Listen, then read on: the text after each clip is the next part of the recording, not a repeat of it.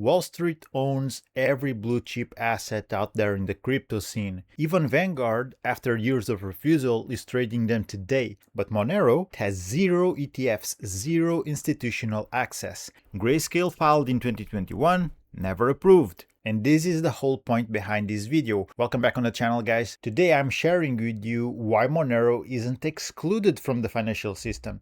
It actually is the only asset that can't be absorbed by it. And that makes it the last true hedge against the system itself. In this video, I'm going to show you why I think like that. Now, taking a look at the ETF landscape. If we pull the tape back to January of 2024, the SEC approves the first spot Bitcoin ETF. BlackRock's iShares Bitcoin Trust hits 20 billion in assets within 6 months. Today, they have 52 billion. 45% of all spot Bitcoin ETF holdings sit in IBIT alone. Then let's move to July of 2024. Ethereum gets 9 spot ETFs.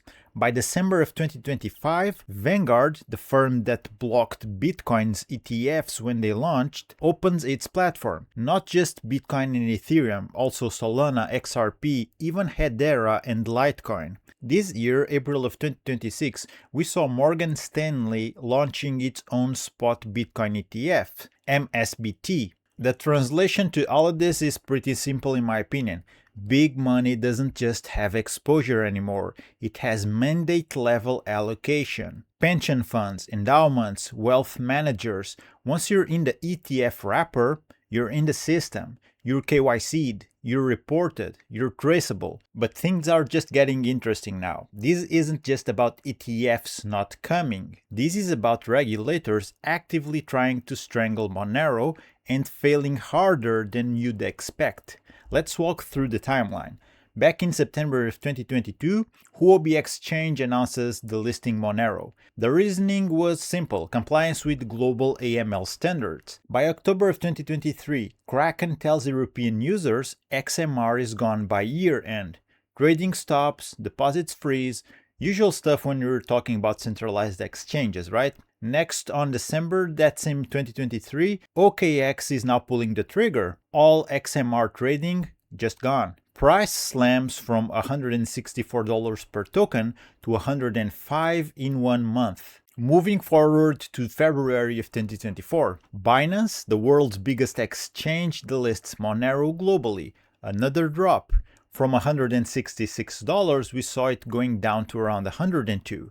So, logically, Monero should be dead by now, removed from every major centralized exchange, liquidity shattered, community scattered, except Monero still exists, it didn't die. Instead, something fascinating happened. The community didn't flee, they organized. Developers accelerated privacy upgrades. Users migrated liquidity to decentralized exchanges. Forums exploded with self-custody now campaigns. And now the cherry on top?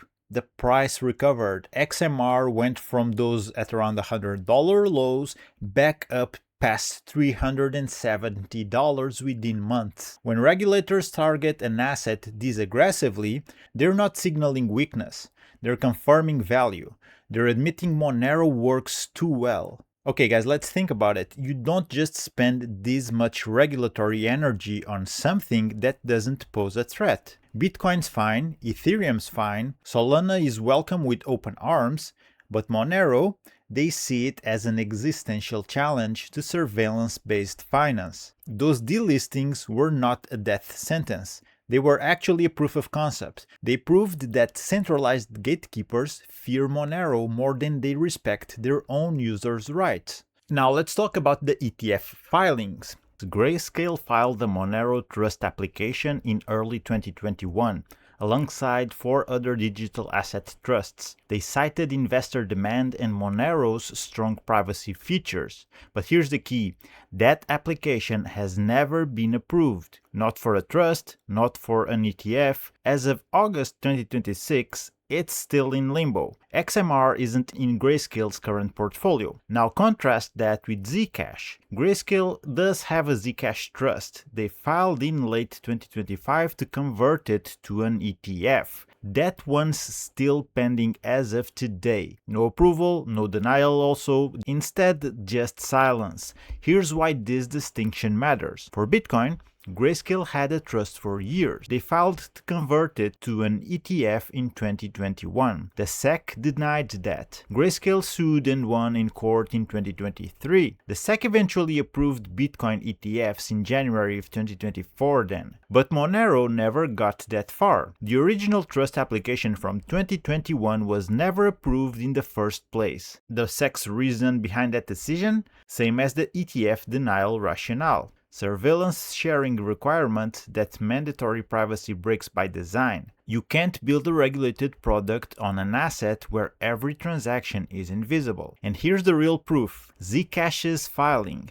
Zcash has optional privacy. Users can choose transparent transactions. Even that is still stuck. As of August 2026, pending. No approval. The takeaway here is, in my opinion, optional privacy might get you a someday. Mandatory privacy, like Monero, that's a hard wall. And this is not speculation, this is what the 5-year silence on Monero tells us today. Now, I should address the elephant in the room. Some privacy-focused investors are pivoting to Zcash or Ethereum-based privacy tools like Railgun. Zcash surged over 1,000% in 2024 because its own opt-in privacy model fits better with regulators. A16Z's State of Crypto report called out Zcash specifically for this. The argument is that compliant privacy is the future. My counterpoint is, opt-in privacy is still privacy you can opt out of. Zcash's shielded transactions represent roughly 30% of the supply now,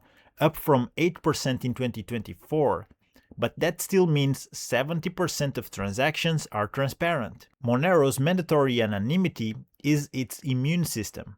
Remove that, and you're no longer protecting against surveillance. You're negotiating with it. So yes, Monero faces delisting risk. Yes, liquidity can fragment. But the question isn't, will Monero survive regulation? It's instead, can you build real financial sovereignty on an asset that requires transparency? And my answer to that is, I don't think so. Let me recap why this matters. BlackRock's IBIT now sits at $52 billion in assets. Goldman Sachs, JP Morgan, Bank of America, all holding crypto ETF positions. Vanguard, the firm that blocked Bitcoin ETFs when they launched, opened its platform 8 months ago. Solana, XRP, even Litecoin.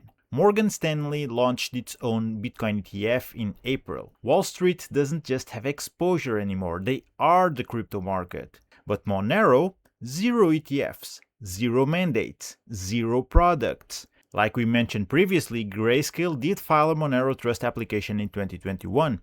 It was never approved. XMR isn't even in Grayscale's portfolio today. 5 years of silence speaks louder than a formal denial.